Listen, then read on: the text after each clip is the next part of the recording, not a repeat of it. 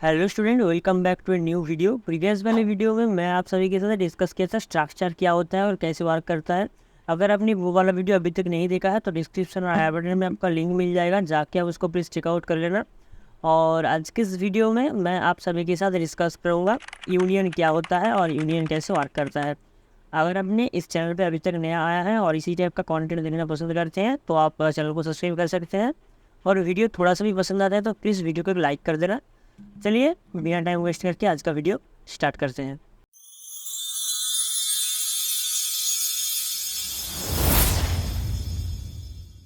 सबसे पहले हम डेफिनेशन को देखेंगे और डेफिनेशन का हर एक वर्ड को डीपली डिस्कस करेंगे। Okay, a union in C is a user defined data types. अब देखो यूज़र डिफाइंड डेटा टाइप क्या है। अगर आपने मेरा जो स्ट्रक्चर का वीडियो है वो देखा है तो आपको पता रहेगा यूज़र डिफाइंड डेटा टाइप क्या होता है। नॉर्मली सभी को पता है प्री डिफाइंड कुछ डेटा टाइप होता है, लाइक कैसे इंटीजर हो गया, फ्लोट हो गया, ओके, कैर हो गया। ये हमारा प्रिमिटिव डेटा टाइप है और ये डेटा टाइप बाय डिफ़ॉल्ट आता है, इसके लिए हमको कोई भी कोड लिखने का कोई ज़रूरत नहीं है। ठीक है। और लाइक इंटीजर क्या करता है, इंटीजर टाइप का वैल्यू को स्टोर करता है, लाइक 4 हो गया। फ्लोट क्या करता है, डेसिमल वैल्यू को स्टोर कर सकता है। और कैरेक्टर हो गया, कोई भी कैरेक्टर को ये स्टोर कर सकता है। लेकिन यूज़र डिफाइंड डेटा टाइप क्या होता है, अगर मैं एक प्रोग्रामर हूँ और मैं चाह रहा हूँ मेरा खुद का डेटा टाइप हो, जैसे इंट कैर फ्लोट हो गया, और वो जो डेटा टाइप है वो डेटा टाइप क्या करे ना, सभी टाइप का जो डेटा है प्रिमिटिव डेटा वो सारा का सारा स्टोर कर पाए। डिफरेंस क्या है, प्रिमिटिव जो डेटा टाइप है लाइक इंटीजर क्या करता है, सिर्फ इंटीजर वैल्यू को स्टोर कर सकता है। लेकिन यूज़र डिफाइंड डेटा टाइप मतलब मैं जो डेटा टाइप क्रिएट करूँगा यूजिंग यूनियन और यूजिंग स्ट्रक्चर, वो डेटा टाइप क्या करेगा, इंटीजर को भी स्टोर करेगा, फ्लोट को भी स्टोर करेगा, कैरेक्टर को स्टोर करेगा। ठीक है, तो एक ही डेटा टाइप। ओके, सिंपल ये होता है यूज़र डिफाइंड डेटा टाइप। उम्मीद करता हूँ इधर तक समझ में आ गया है यूज़र डिफाइंड डेटा टाइप होता क्या है। अब देखो इधर क्या लिखा है ना, user defined similar to structure. अब सिमिलर टू स्ट्रक्चर का मतलब क्या है ना, स्ट्रक्चर और यूनियन का जो अब अगर डिक्लेरेशन देखोगे, सिमिलर मतलब एकदम सेम टू सेम है, बट विथ ए की डिफरेंस। एक जो है मेजर डिफरेंस है, जो बहुत इंपॉर्टेंट डिफरेंस है, वो क्या है ना, और member share same memory location.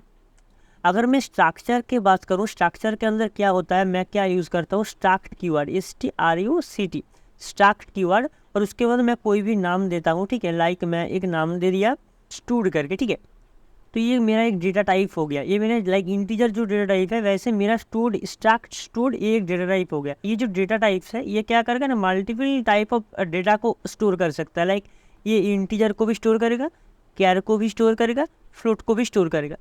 ठीक है, और इसका जो मेमोरी रिप्रेजेंटेशन है वो कैसे होगा। अब देखो ये जो मेरा डेटा टाइप्स है, मतलब डेटा टाइप्स है, और ये डेटा टाइप्स के अंदर मैं कोई भी एक वेरिएबल को डिक्लेयर करूँ, लाइक इंटीजर ए, इंट ए, वैसे भी मैं एक डेटा टाइप को डिक्लेयर करता हूँ STRUCT, स्ट्रक्ट स्ट्रक्ट मेरे डेटा टाइप का नाम हो गया। और मेरा जो स्टूडेंट 1, ठीक है, STD1 मेरा डेटा टाइप्स का नाम। जैसे मैं लिखता हूँ इंटीजर इंट ए, वैसे ये जो इंट है, इंट का प्लस में स्ट्रक्ट और ए के प्लस में ये स्टूड1। ठीक है, तो ये मैं अच्छे से डिस्क्राइब किया हूँ स्ट्रक्चर वाला वीडियो में। अब जब इसका जो मेमोरी रिप्रेजेंटेशन है, वो मेमोरी रिप्रेजेंटेशन कैसे होता है ना, ये मेरे पास अगर एक मेमोरी है, ये मेरे पास मेमोरी है और उसके अंदर STD1 एक वेरिएबल्स है, लाइक ऐसे ऐसे ये STD1 मेरा एक वेरिएबल है। ठीक है, और ये STD1 वेरिएबल क्या है ना, मल्टीपल पार्ट में डिवाइड होगा। वेरिएबल मल्टीपल पार्ट में डिवाइड हो गए। पहले वाला जो पार्ट है वो क्या करेगा, इंटीजर को स्टोर करेगा। सेकेंड वाला जो पार्ट है वो क्या करेगा ना, हमारा कैरेक्टर को स्टोर करेगा। और थर्ड वाला पार्ट जो है वो फ्लोट को स्टोर करेगा। तो क्या होता है ना, मल्टीपल टाइप्स ऑफ वैल्यू को स्टोर करने के लिए मेमोरी के अंदर मल्टीपल प्लेस ऑक्यूपाई होता है। ठीक है, ये मेन फंडा है हमारा स्ट्रक्चर का। अब यूनियन और स्ट्रक्चर का अंदर मेजर जो डिफरेंस है, वो यूनियन क्या करता है ना, यूनियन हमारा एक ही मेमोरी लोकेशन को शेयर करता है आपस में। कैसे, मैं दिखाता हूँ। ये मेरे यूनियन डिक्लेयर का सिंटैक्स है, मैं बाद में समझाता हूँ। ठीक है, पहले क्या होगा ना, ये जो यूनियन है ये मेमोरी को ऐसे कुछ ऐसे इधर ऑक्यूपाई कर लिया। ओके, और ये वाला जो मेमोरी है इसके अंदर सारा का सारा जो डेटा टाइप्स होगा और सारा का सारा जो वेरिएबल्स होगा, उसका जो वैल्यू है वो एक के ऊपर एक ओवरराइड होता रहेगा। मतलब क्या है, अगर मैंने यूनियन के अंदर इंटीजर ये डिक्लेयर करता हूँ तो ये इंटीजर ए इसको लोकेट करेगा। उसके बाद क्या होगा, मैं अगर इसको कैर कैरेक्टर बी लिखता हूँ, ठीक है। ये जो कैरेक्टर बी है वो भी इसी मेमोरी लोकेशन को स्टोर करेगा, ना कि बी के लिए और अलग इधर से कोई भी एक स्पेस क्रिएट होगा, ऐसा कुछ बात नहीं है। एक ही स्पेस क्रिएट होगा और वो जो स्पेस है वो स्पेस को सारा का सारा हमारे यूनियंस के अंदर जो वेरिएबल्स है, जो डेटा टाइप्स है, वो सारा का सारा क्या होगा, एक ही प्लेस के अंदर वो वैल्यू को स्टोर करेगा। ओके, अब देखो ये जो डेफिनेशन के अंदर और क्या क्या बोल रहा है, it can store different types of value in same memory location. मैं जो बताया है, सेम मेमोरी लोकेशन के अंदर ये क्या करता है ना, अपना जो वैल्यू है डिफरेंट टाइप का वैल्यू, इंटीजर भी हो सकता है, कैरी भी हो सकता है, फ्लोट भी हो सकता है, कुछ भी हो सकता है, ये स्टोर करने के लिए कैपेबल है। Okay, but can only one member of value at a time. ये जो लाइन है, ये लाइन है मोस्ट इंपॉर्टेंट लाइन है, और ये लाइन अपना मेन डिफरेंस क्रिएट करता है स्ट्रक्चर और यूनियन के अंदर। ध्यान से सुनो, ये लाइन क्या बताना चाह रहा है। ये लाइन बताना चाह रहा है क्या, एक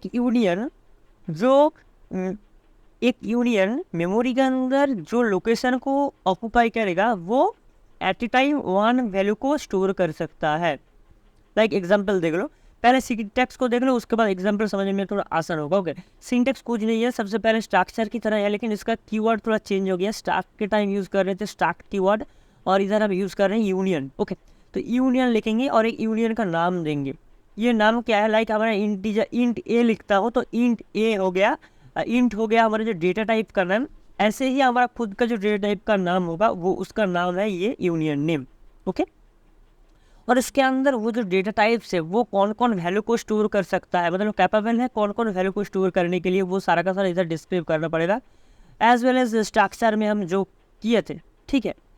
और अगर वो जो मैं डेटा टाइप क्रिएट किया हूँ उस डेटा टाइप के अंदर कुछ भी वेरिएबल्स को डिक्लेयर करता हूँ तो वो कैसे डिक्लेयर होगा, वो सिंपल ऐसे है। मेरा जो यूनियंस और यूनियन का नाम हो गया, तो मैं इधर एग्जांपल लेता हूँ। क्या हुआ ना, मेरा एक यूनियन में डिक्लेयर करता हूँ, ठीक है, यूनियन, और यूनियन के अंदर मैं STUD एक यूनियन डिक्लेयर करता हूँ, और ये यूनियन क्या करेगा, मल्टीपल टाइप ऑफ वैल्यू को स्टोर कर सकता है, लाइक इंटीजर, इंट रोल हो गया, ओके, स्टूडेंट का इंफॉर्मेशन, और कैर सेक्शन हो गया, ओके, और उसके बाद फ्लोट भी कुछ वैल्यू को स्टोर कर सकता है, लाइक फीस। ओके, तो ये हो गया हमारा ये यूनियन। और ये यूनियन क्या करेगा, मेमोरी रिप्रेजेंटेशन को थोड़ा अगर विजुअलाइज करें तो ये अगर मेरे पास एक मेमोरी है और मेमोरी के अंदर ये यूनियन क्या करेगा, मेमोरी के अंदर एक ही स्पेस को ऑक्यूपाई करेगा। ये मेरा एक यूनियन है, यूनियन के अंदर एक ही स्पेस को ऑक्यूपाई किया है। ओके, और ये जो स्पेस है, ये स्पेस को कौन कौन मतलब लोकेट कर रहा है, ये इंटीजर जो रोल है ये भी इस स्पेस को देख रहा है, और सेक्शन जो है हमारा ये भी इसको ही लोकेट कर रहा है, और float fees same memory location को एक्सेस कर रहा है। तो क्या होगा, सबसे पहले मैं अगर एक इंटीजर वैल्यू इसके अंदर डाल दूँ, रोल क्या है 01, ओके, रोल मेरा है 01। अब उसके बाद मैं सेक्शन डाल दूँ, तो जब भी मैं इसके अंदर सेक्शन को एंटर करूँगा तो क्या होगा, सबसे पहले ये जो रोल है, ये रोल क्या होगा, रिमूव हो जाएगा, और उसके बाद सेक्शन ए आ जाएगा। क्यों, क्योंकि ओवरराइड हो रहा है ना, एक ही स्पेस के अंदर मल्टीपल वैल्यू को तो मैं एक साथ स्टोर नहीं कर पाऊंगा, वो ओवरराइड हो जाता है। और उसके बाद मैं अगर फीस को स्टोर करूँ तो क्या होगा, फीस के ऊपर वो जो फीस मतलब सेक्शन के ऊपर वो जो फीस है वो ओवरराइड हो जाएगा, ठीक है।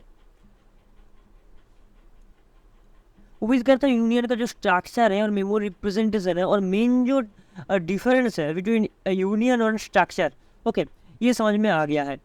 अब देखो क्या लिखा हुआ है, similar to structure union declare keyword is union. Okay, तो मैं इधर बताया था यूनियन क्या करता है, यूनियन कीवर्ड यूज़ होता है डिक्लेयर करने के लिए, और स्ट्रक्चर के टाइम क्या होता है ना, स्ट्रक्ट कीवर्ड यूज़ होता है, followed by union name and member. जो मैंने बताया ये जो सारा का सारा है इसको मेंबर्स बोलते हैं हम, ठीक है। यूनियन के अंदर ये मेंबर होता है, और ये क्या है, ये यूनियन का नेम है, ठीक है। पहले वाला जो है वो तो यूनियन मतलब आपका कीवर्ड हो गया यूनियन, और उसके बाद ये वाला जो है यूनियन नेम, ये होता है यूनियन का नेम, जो आप कुछ भी दे सकते हो, आपका नाम भी आप दे सकते हो। ये यूनियन नेम क्या होगा, आपका डेटा टाइप्स का नेम होगा, ना कि वेरिएबल का नेम, ये आपको याद रखना है, ठीक है। अब देखो मेमोरी एलोकेशन कैसे होता है, पहले तो मेमोरी का जो रिप्रेजेंटेशन है विजुअलाइज कर दिया हूँ मैं। तो अब एक क्वेश्चन आ सकता है, आप सभी के मन में एक डाउट्स आ सकता है, लाइक ऐसे मेरे पास एक मेमोरी है और मेमोरी के अंदर मेरी जो यूनियन है, ये वाला जो स्पेस को ऑक्यूपाई कर रहा है, ठीक है। और मेमो आपका जो यूनियन है, ये यूनियन कौन सा वैल्यू को स्टोर कर रहा है, इंट आई, फ्लोट एफ, और क्या और स्ट्रिंग या 20, ठीक है। और ये जो हम सब लोगों को पता है, ये जो multiple types of data types है, ये डेटा टाइप्स का हर एक डेटा टाइप्स का अलग अलग साइज होता है मेमोरी के अंदर, जो अलग अलग स्पेस को ऑक्यूपाई करता है। लाइक इंटीजर का साइज क्या होता है ना, 4 बाइट्स, ओके। और फ्लोट का क्या होता है, और कैर का क्या होता है बताइए। कैर का होता है 1 बाइट्स, अब फ्लोट का क्या होता है 4 बाइट्स। अब देखो ये जो यूनियन है, ये मेमोरी के अंदर कितना स्पेस ऑक्यूपाई करेगा जिसके अंदर ये सारा का सारा वैल्यू स्टोर हो जाए, ठीक है। वो कैसे डिसाइड होता है, देखो अगर ये जो यूनियन है, ये यूनियन अगर 4 बाइट ऑफ मेमोरी को ऑक्यूपाई करता है, 4 बाइट ऑफ मेमोरी, तो ये जो दो वैल्यू है इंटीजर और फ्लोट एफ, ये दोनों को ये आसानी से क्या होगा, स्टोर कर पाएगा। लेकिन ये जो स्ट्रिंग है 20, ये 20 है, मतलब इधर क्या होगा 20 बाइट, और ये जो 20 बाइट ऑफ स्ट्रिंग को ये नहीं स्टोर कर पाएगा, ठीक है, क्योंकि इधर जो मेमोरी है, ये मेमोरी एलोकेट क्या हुआ है 4 बाइट हुआ है। तो इसीलिए डिसाइड कैसे होता है कितना मेमोरी ऑक्यूपाई होगा, अपने यूनियन का जो मेम्बर्स है, ध्यान से सुनो, अपने यूनियन का जो मेंबर है, ये मेंबर के अंदर जो डेटा टाइप सबसे बड़ा होगा, मतलब जो डेटा टाइप का साइज सबसे बड़ा होगा, लार्जेस्ट होगा, वो उसका जो साइज होगा वही हमारा यूनियन का टोटल साइज होगा। समझ में आया मैं क्या बता रहा हूँ। यूनियन के अंदर जितना सारा मेंबर्स होगा, मेंबर्स का जो डेटा टाइप्स है, लार्जेस्ट जो उसका साइज है, लार्जेस्ट डेटा टाइप्स का साइज अपना यूनियन का साइज होगा। मेमोरी एलोकेशन का डेफिनेशन के अंदर यही सिंपल बात लिखा हुआ है, आप देख सकते हो। The size of union is equals to the size of largest member, ensuring that and the space is reserve for largest possible value. क्यों होता है, उम्मीद करता हूँ समझ में आ गया है। और इधर एग्जाम्पल में बहुत अच्छे से मैं लिख के रखा हूँ, यार union data occupy 20 bytes because the largest members, ठीक है, आप 20 बाइट्स, ठीक है। मैं आपको बता दिया है ये क्या बताना चाह रहा है पहले। आप यूनियन के अंदर जो मेंबर होता है वो हम कैसे एक्सेस कर सकते हैं, लाइक स्ट्रक्चर के अंदर जैसे हम अपना स्ट्रक्चर का मेंबर को एक्सेस कर सकते थे, वैसे ही सेम टू सेम हम इधर डॉट ऑपरेटर का यूज़ करते हैं। लाइक ऐसे इधर मेरा यूनियन होता है डेटा, अगर मैं डेटा के अंदर इंटीजर आई को एक्सेस करना चाहूँ, ठीक है, मतलब क्या, मैं इंटीजर आई के अंदर कुछ भी वैल्यू को स्टोर करना चाहूँ, मैं क्या लिखूंगा, इधर data dot I equals to 10। तो क्या होगा है ना, मेरे जो आई वेरिएबल सेट डेटा के अंदर, उसके अंदर 10 वैल्यू असाइन हो गया है। इधर एक बात है, data dot F equal to 20.5, और ये जो आप सेकेंड टाइम एफ के अंदर 20.5 को स्टोर कर देते हो, उसके बाद रिजल्ट में क्या आएगा 20.5 आएगा, ना कि 10 आएगा। क्योंकि ये जो यूनियन है, ये एक ही मेमोरी स्पेस को ऑक्यूपाई करता है, ठीक है। सिंपल एग्जांपल के थ्रू हम देखेंगे कोड के में जब जाएंगे, ओके। अब देखो difference between structure and union, union के अंदर और स्ट्रक्चर के अंदर मेन डिफरेंस क्या होता है, आपका एग्जाम के लिए बहुत इंपॉर्टेंट है, इसको आप ध्यान से एक बार पढ़ लेना। क्या होता है स्ट्रक्चर में डिफरेंस होता है, जैसे मैं बताया था, मेन क्या होता है ना, स्ट्रक्चर में बहुत डिफरेंस होता है मेमोरी एलोकेशन का टाइम, जो मैंने बताया था पहले ही आपका डेफिनेशन के अंदर। और क्या होता है ना, यूनियन से मेमोरी एवं members, so one member can value, यार ये भी सेम चीज़ ही है। लाइक स्ट्रक्चर क्या करता है ना, मल्टीपल वैल्यू को एक साथ स्टोर कर सकता है, और यूनियन क्या है ना, मल्टीपल वैल्यू को नहीं, सिंपल वन वैल्यू को एट ए टाइम स्टोर करने के लिए कैपेबल है, ओके। अब यूनियन का यूजेस हम क्यों करें, यह भी क्वेश्चन है, क्योंकि ये यूनियन है, यूनियन तो कैपेबल है टू स्टोर करने के लिए one value at a time, और हमारे पास स्ट्रक्चर है जो कि ना मल्टीपल वैल्यू को स्टोर कर सकता है, ठीक है। तो यूनियन को हम यूज़ करते थे बहुत दिन पहले, जब मेमोरी का मतलब प्राइस बहुत ज़्यादा होता था। और वैसे भी आप देख सकते हो, जब हमारा लो मेमोरी इन्वायरमेंट क्रिएट होता है, लाइक हमारे पास कम मेमोरी है, और at time one work will be performed, okay, क्या होगा ना, उसी टाइम हमारा जो यूनियन का हम यूज़ कर सकते हैं। स्ट्रक्चर को हम अगर उस टाइम में यूज़ कर लेते हैं, तो उधर मेरी जो मेमोरी है वो वेस्टेज हो जाएगा। तो इसलिए हम क्या करेंगे ना, उसी टाइम हम यूनियन का जो यूज़ करेंगे, ओके। आप जो मेन जो की पॉइंट्स रखा हूँ मैं, जिसको याद में रखना है, बहुत ही इंपॉर्टेंट है एग्जाम के लिए। तो ये जो पॉइंट क्या है, the last assign value is the currently stored. इसका मतलब क्या है, अगर आपको यूनियन दे दिया है, ठीक है, और यूनियन के अंदर कुछ भी वैल्यू, पहले डेटा डॉट आई के अंदर स्टोर हुआ है 10, ठीक है, डेटा डॉट एफ के अंदर स्टोर हुआ है 10.5, और इधर डेटा डॉट फिर से एफ के अंदर स्टोर हुआ है 20.1, और डेटा डॉट आई के अंदर स्टोर हुआ है 21, इतना सारा जो मैंने प्रोग्राम परफॉर्म कर लिया है, उसके बाद अगर आपको पूछता है डेटा के अंदर कौन सा वैल्यू स्टोर है, इस यूनियन के अंदर कौन सा वैल्यू स्टोर है, चाहे आप कुछ भी प्रिंट कर लो, कुछ कौन सा वैल्यू आपको मिलेगा, आपको 2 1 मिलेगा। क्यों? क्योंकि ये सिर्फ क्या करता है ना, एक ही मेमोरी पे सारा का सारा वैल्यू को स्टोर करता है। जब 10 स्टोर हुआ था, 10 स्टोर हो रहा था, उसके बाद जब भी 10.5 हो गया तो ये 10 रिमूव हो गया और 10.5 स्टोर हो गया, फिर से 10.5 रिमूव हो गया, 20.1 स्टोर हो गया, फिर से 20.1 रिमूव हो गया और 21 स्टोर हो गया। उम्मीद करता हूँ बहुत अच्छे से आप सब लोगों को समझ में आ गया है यूनियन कैसे वर्क करता है।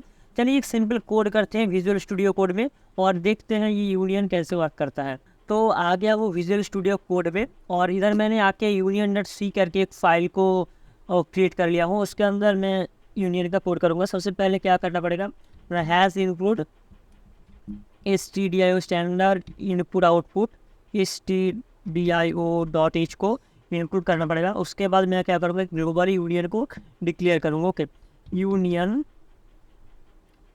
इधर आप देख सकते हो यूनियन, और यूनियन का एक नाम दे दूँगा, कुछ भी नाम देते हैं हम। इधर डेटा देते हैं, जो मैंने एग्जांपल में यूज़ किया था, डेटा मेरा एक यूनियन हो गया है।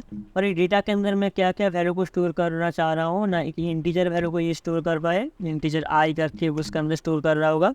उसके बाद क्या होगा ना, फ्लोट SLOT फ्लोट एक कुछ भी वैल्यू ये, ठीक है। उसके बाद कैर